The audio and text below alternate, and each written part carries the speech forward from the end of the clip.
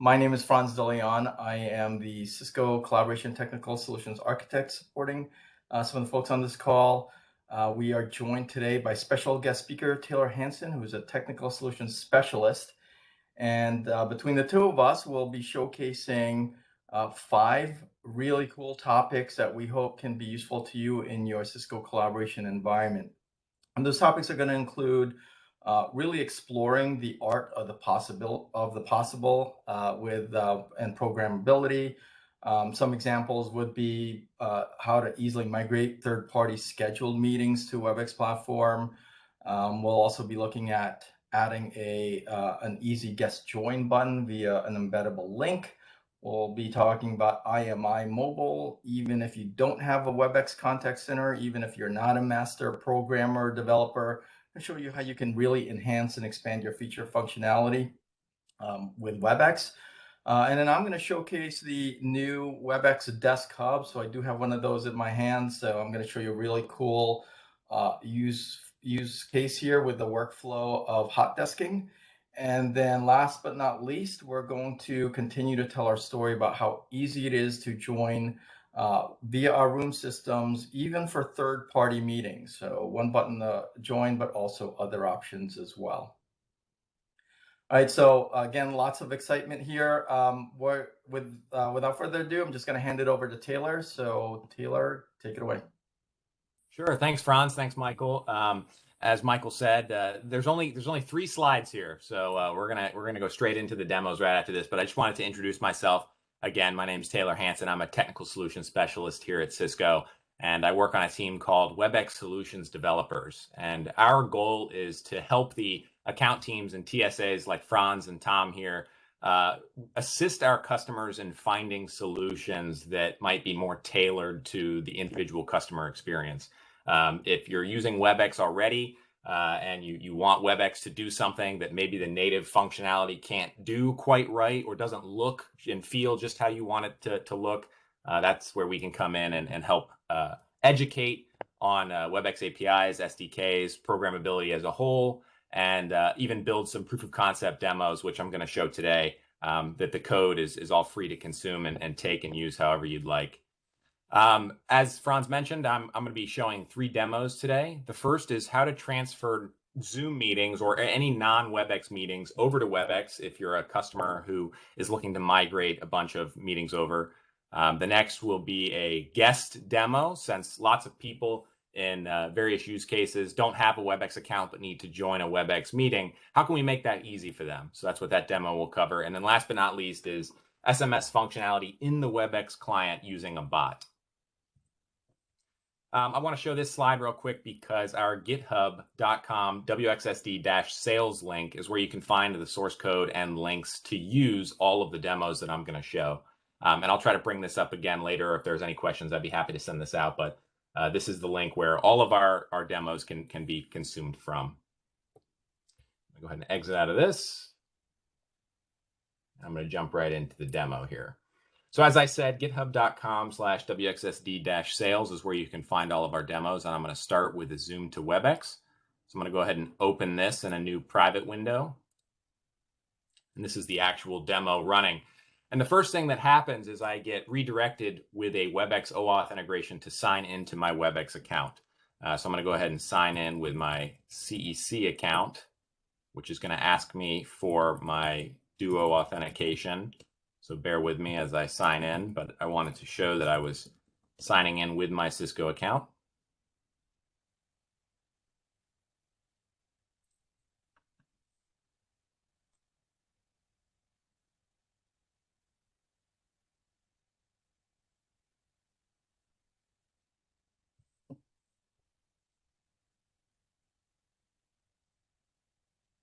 Okay, and then once I'm signed in, we see my little WebEx avatar here. I'm successfully signed in to WebEx.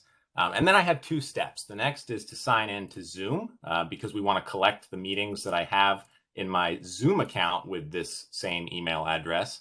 And then I want to sign into Microsoft Outlook because this is also going to combine the meetings that are in my calendar that might not exist in Zoom and vice versa. This is a fairly complicated way to go about this. In a real environment, you might only want to be looking at one location, right? If users are always creating their meetings in their calendar, then there would be no reason to have them sign into their Zoom account.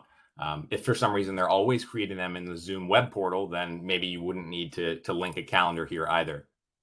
But I'm actually going to sign in with a different Outlook account here because this Outlook integration requires it to be, approved by the admin of the org that the user is associated with, and this is just a proof of concept, so it's not a Cisco-wide approved app yet. But we could easily configure that if a customer environment actually wanted to use this application.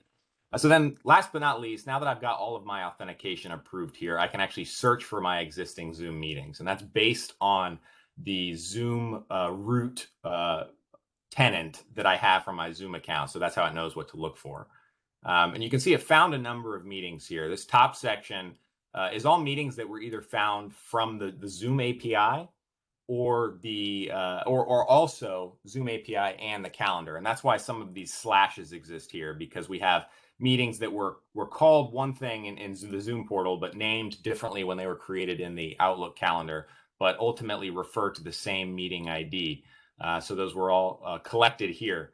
And then, of course, we have some meetings down at the bottom that were created in the Outlook calendar, but not in the Zoom web portal. And so maybe this was an instance of a user just copying and pasting their personal meeting room link and sending it to a user and saying, hey, I want to meet at this time. And of course, Zoom would have no way to know that because they did that through the Outlook calendar without setting up any actual official Zoom meeting. But we still wanted to know that because that's a meeting in our calendar.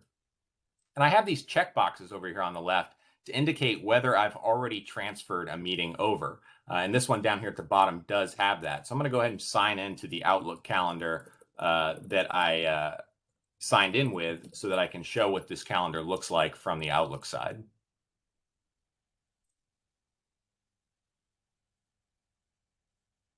So not a ton of meetings here, but we do see that we have two for something called last Friday of the month. And this one over here on the left is the Zoom one that existed already. And this is the one that I had transferred over to a WebEx meeting. And you can see that there's a WebEx link in here for this one now at the same time in a recurring series. So I'll go back over here and let's transfer a new meeting. Let's say we want to transfer my meeting, daily meeting. Transfer that. We see now that we have a green checkbox and a corresponding WebEx meeting ID. So if I go back over here, I can now see that as of today, the My Daily Meeting now has a WebEx version of that. And if I go over to next week, we'll see that there's a second one for each of those recurring indefinitely, since that's what that meeting does. Each of these meetings can be configured somewhat from this tool. You can adjust the start time, the duration, for example. You can add participants. But for the most part, I would recommend if you were to use a tool like this or build a tool like this of your own, that you make sure that the meetings that you have that you want to transfer over are already set correctly, already include the participants that you'd want to include, and not have to make tons of management to that there. But anyway, I hope we've demonstrated at this point that we can basically take any non-WebEx meetings in bulk, whether you're signed in as a user, or we could even do this at the admin level, so not every single user had to sign in, and transfer them over to WebEx meetings fairly easily just by clicking a few checkboxes and clicking a button, because all of this leverages existing APIs and SDKs that are completely free to consume. I also want to mention one thing here. If you go to this zoom to webex.wbx.ninja link and try this yourself, you'll probably get stuck at this second step here because the Zoom marketplace has very finite control over who can publish Zoom integrations and who can use those Zoom integrations. So this could be kind of a tripping point depending on whether or not you wanted to have all of the users in your organization use it or additional users and that kind of thing. So I made a simplified version where if I just type in the /simplified, it takes me to a version where basically I don't have that Zoom connector piece. I'm only signed in to my WebEx account and my Outlook calendar. And as a result, if I click search the tool doesn't know what to search for, right? Because I haven't told it who I am as far as Zoom is concerned. So I could just search for something like zoom.us, and what that'll do is it'll look at every one of my meetings that I created, not that exists completely, but all of the meetings in my calendar that I created with zoom.us in it somehow, whether that be the location or the body of the event. And so we'll see that I do end up with a few meetings, a couple less than what I had before. And again, that's because those were meetings that existed in the Zoom developer portal, but were not connected to any kind of calendar. So that's why now this tool doesn't know of those, but it still sees the two that I transferred over because those did exist in my calendar. So it knows that I've already moved those. But anyway, this tool should be easier to consume, especially if you're using an Outlook account that doesn't have admin level restrictions over what types of apps that it can use. But if not, you could always test this with a free Outlook account like I have done. So I actually don't have, I'm on the endpoint, Franz. So if there's questions coming in that anybody has or, I'm happy to, if anybody wants to interrupt and jump in with a question too. But if not, I'll go ahead and jump over to the next demo. Yeah, we might need to open up the floor to Q&A after each section, because I think all of the Cisco folks might be on the WebEx via video. So if there are any questions, feel free to ask. I just wanted to point out, just as Taylor mentioned early on, this example was for Zoom meetings, but again, with the art of the possible, we could be talking about other meetings as well. And there could be various reasons why you might want to do this or need to do this. But APIs and bots and app integrations, this really opens the door wide open to the things that you can do and make projects easier. So I'll open it up to the floor if there are any questions around this particular demo.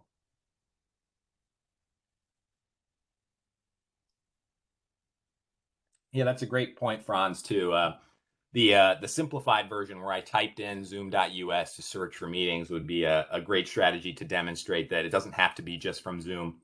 I could have typed in webex.com or my tenant.webex.com to look for meetings that existed in that WebEx tenant if I wanted to transfer them to the new WebEx tenant that my user was signed in as. Similarly, I'm sure I could have done the same thing for Microsoft Teams meetings had I had any in my calendar to search for.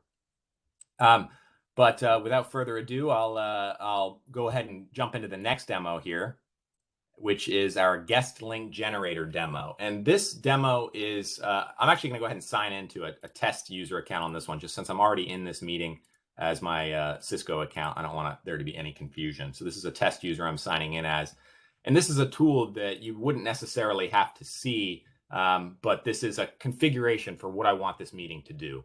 I want this meeting to be generated now, and I want it to look and feel a certain way. I'm not going to give it any parameters here, so I'm just going to go ahead and click create.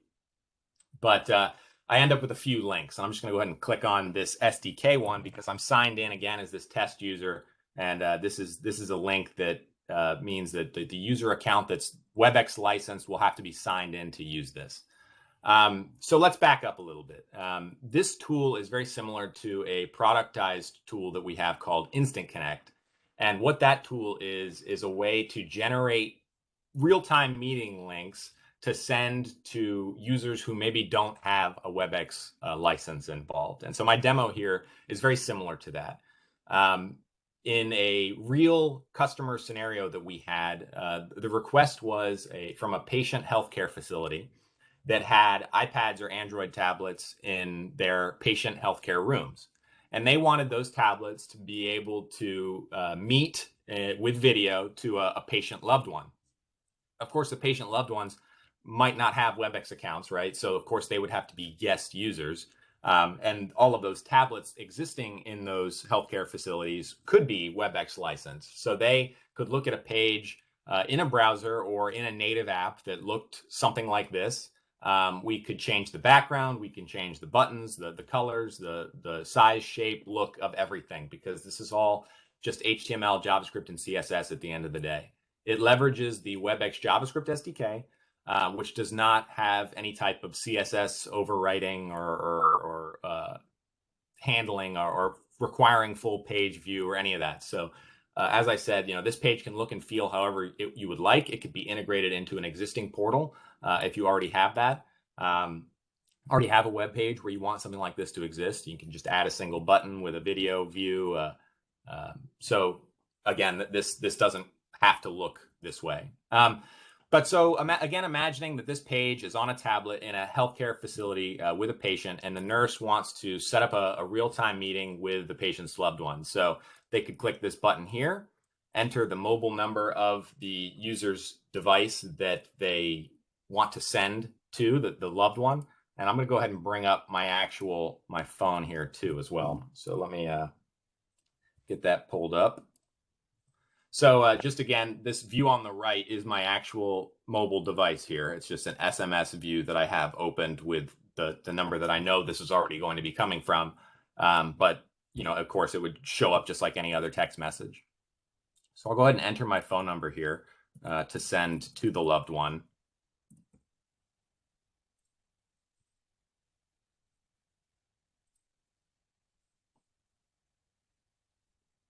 And we can see I just got a link that looks very similar to the link that I'm looking at here. So I can go ahead and join this meeting as the patient or the nurse in the healthcare facility. I'm going to be prompted to allow my microphone and camera because this is a browser integration. I'm going to go ahead and mute myself so that there's not a lot of feedback. And now I'm basically in this meeting waiting for someone else to join. So I'm going to go ahead and click this link on my loved one's side. And this validation is something that we added just to protect our demo. Again, because this link is a guest user, there's no actual authentication required. So this step doesn't have to exist, but we added it as a way to protect our demo. If you already had a customer portal that you could have your users sign into, then there might not be any authentication needed because you already know that they're signed into your customer portal, so you know who this user is. So they don't have to have a WebEx account. You know who they are. They can join this meeting. So I'll go ahead and join it from my phone, and if everything works as it's supposed to, I should see, yep, a green light. Mute myself again so there's not a lot of feedback.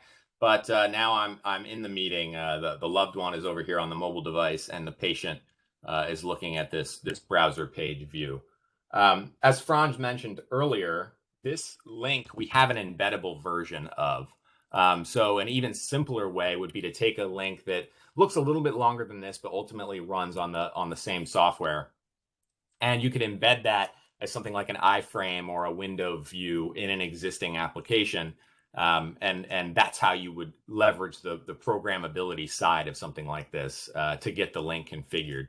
That view I showed at the beginning, I'll go ahead and hang up this call. But this view, like all these links and this customization stuff here at the front, this is just to set it up easily and have a quick way to set up a demonstratable link. But that's not something a user would have to configure. They could just see the page view, click the call button, or maybe even no call button, and they just join automatically. And same with the patient. They might click the link and there might not even be a join button. It might just start joining them into the meeting right away. But again, this uses the WebEx JavaScript SDK, no additional cost to consume these, and the code for how to do this exists in our github.com page. So go ahead and click out of that. And then last but not least is I'll pause again if anybody has any questions about guest join or the JavaScript SDK or browser meetings or anything like that.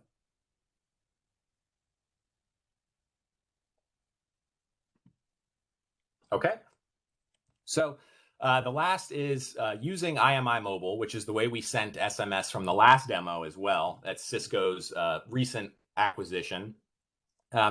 And what we can do with IMI Mobile is send and receive text messages and leverage webhooks to get those messages to and from the WebEx client.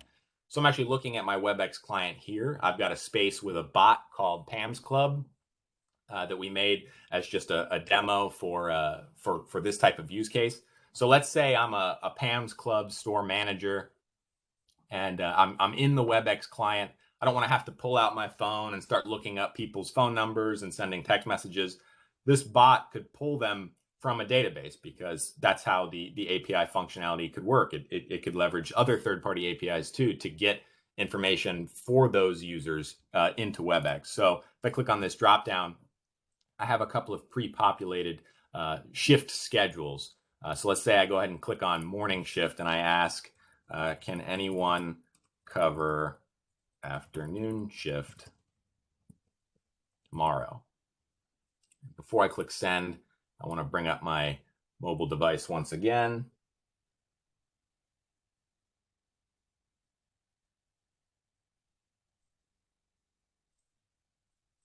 And I will go ahead and send that message. Now, that morning shift is already tied to my phone number, so that's how it knows who to send it to, because again, that's based on database information that could be pre-configured. So you could grab those numbers for customers, for employees of your office, and have that already in there so that you don't have to be entering individual phone numbers. And we can see that I got the text message, can anyone cover afternoon shift tomorrow? And I can say, I can.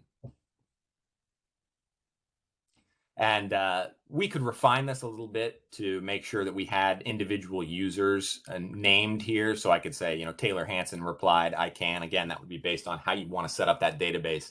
Right now, I just have one phone number tied to each of these teams. So that's why it just says morning shift replied, I can. But similarly, you could use this if you were a customer trying to reach out to your customers, right? Your employer wants to be able to contact customers about maybe delivery schedule changes, or extreme weather events or something like that. Any of that can be configured, and we've actually got a way to customize the look and feel of this bot pretty quickly as well, within minutes, in fact. So there's not a lot that would have to go into that once the IMI endpoints and your user database of phone numbers are set up. But that's about it for me. So I can go ahead and ask for questions one more time before I hand it off back to Franz.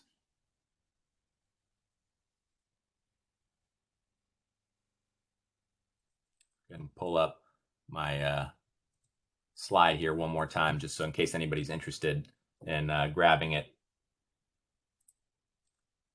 And you can reach out to anybody in the Cisco side if you want these links. And as Mike said, there will be a recording available later on.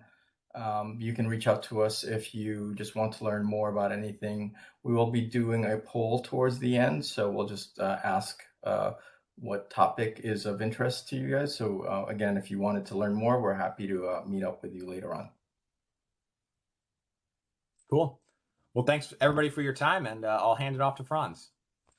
All right, thank you, Taylor. That was very cool. We've seen these demos before, and you know, I know internally we absolutely loved it. So hopefully this was exciting for you too, and even better if it's potentially useful in your environment. What I'm going to do next is share my screen, because as I promised, I will be showcasing the new WebEx Desk Hub. So I do have an over-the-shoulder camera looking at the corner of my desk here. So this is my hand that you see in the camera. We really want to provide an all-inclusive collaboration environment, regardless of who you are, but also how you want to join and collaborate. So whether it's a device, an app, what type of room you're in. So we developed a new product called the WebEx Desk Hub. And for those of you who don't know what the WebEx Desk Hub is, it's just this guy here, right? So you can see I've got a touch screen here. I've got a dock for what looks like I can place my phone there. I do have it connected to a generic screen, and then I also have a WebEx Desk camera at the top. So this might be a shared space, an open cubicle that doesn't necessarily belong to a specific person, or maybe it does, but it can be shared with other people. I'm going to walk into this space here, and I'm just going to be bringing myself and my phone, right? So my phone is always with me. I've got my phone in my pocket or my hand. I've got my WebEx app. So what I'm going to do here is I'm going to simply place my phone on this dock, and you're going to see that it's charging my phone. And Actually, hold on. Let me try this one more time. Sorry, guys, just bear with me.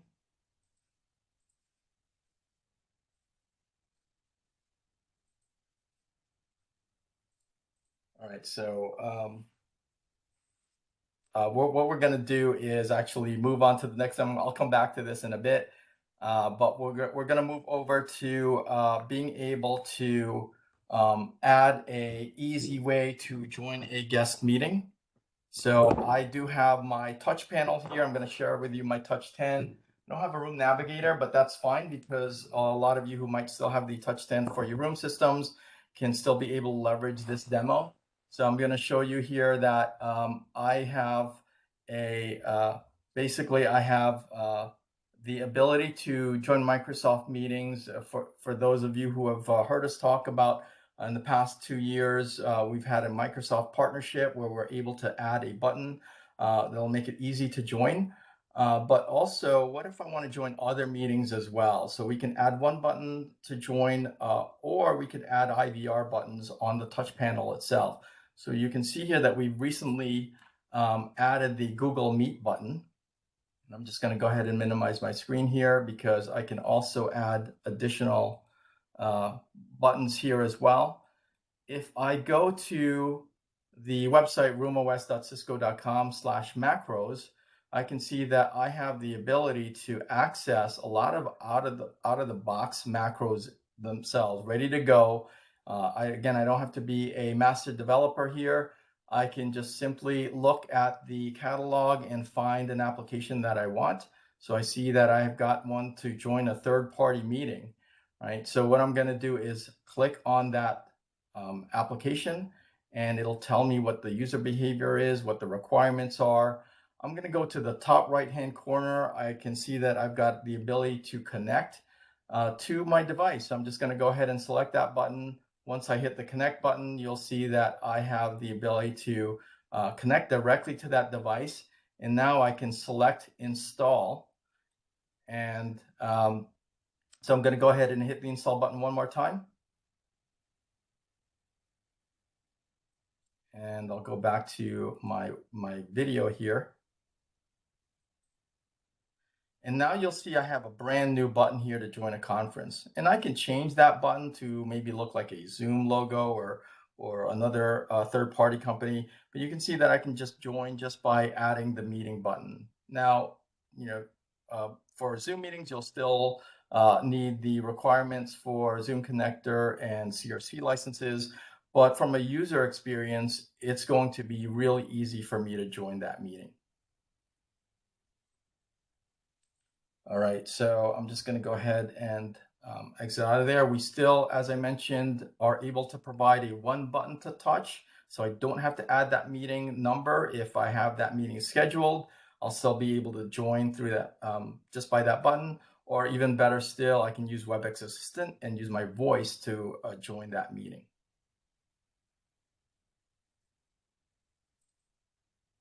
All right, so what I'll do next is I will open this up for questions.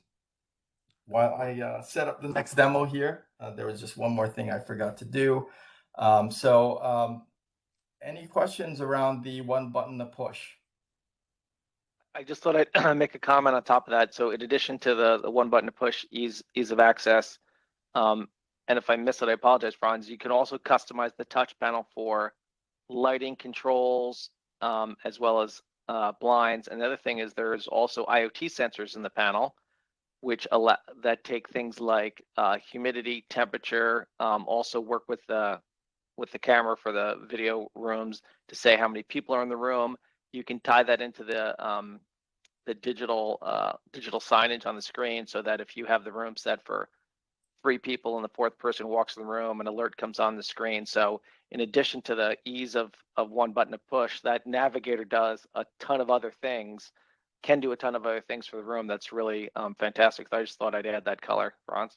Yeah, and again, if you go to that website, you can see multiple examples of that, right? I just selected one use case where I could join a third-party meeting, but there were other features there where I can do room control and even other things that you might not have thought possible through the Touch 10 or the Room Navigator. All right, Basically, so almost. I was going to say it basically can completely replace the Lutron, the often called Lutron controls on the wall, right?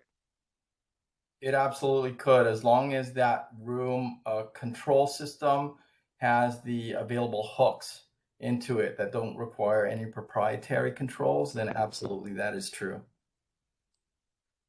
All right, so we're gonna try this again. I do have my phone here, and again, we're gonna show you hot desking, right? I just want to be able to go to a space that's free. I can see on the screen, it does say desk available. So what I'm gonna do is I'm going to put my phone on the docking station there. It's going to charge my phone, but also it's gonna allow me to book the desk. So I'm just gonna book it until 5 p.m.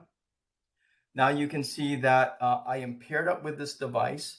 I have my meeting on my screen. I have my meeting on my touch panel. I can still place a call. I can still join a generic WebEx, or I can just join that meeting with that one button to push.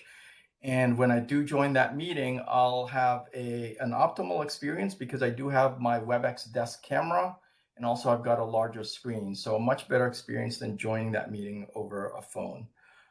So this is the new WebEx Desk Hub. It is orderable. Again, if you guys want to learn more about this, just reach out to us. We'll be happy to do a follow-up meeting with you.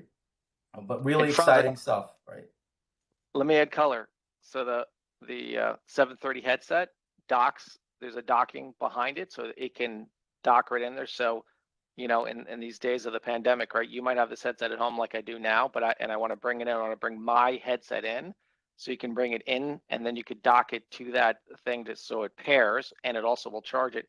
It also has USB-C for charging your laptop, so it does those two additional functions as well.